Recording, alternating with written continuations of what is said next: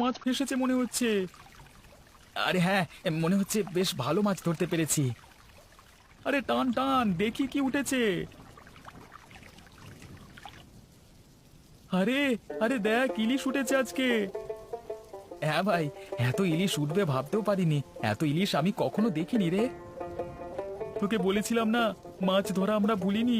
আরেকবার জালটা ফেলবি নাকি? তুই কি বলিস, ফেলেই দেখি। হ্যাঁ, ফেল ফেল ফেল দেখি আরেকবার।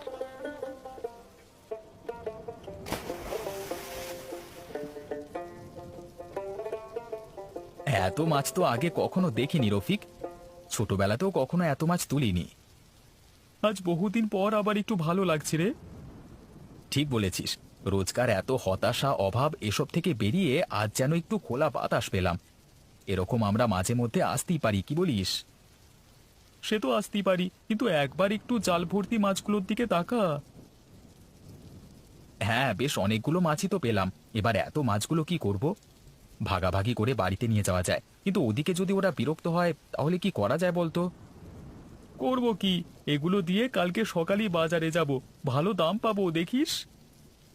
বাজারে বিক্রি করব, কিন্তু আমাদের থেকে লোকজন মাছ কিনবে, বিশ্বাস পাবে? আরে এখন ইলিশের চাহিদা তুই জানিস না। এই বৃষ্টির মধ্যে এত বড় বড় ইলিশের লোভ কেউ ছাড়তে পারবে না। বাজারে ভালো দাম পাওয়া যাবে, চিন্তা করিস না। কিন্তু এত সব চেনা জানা মাছ বিক্রেতা থাকতে আমাদের থেকে মাছ নেবে লোকজন?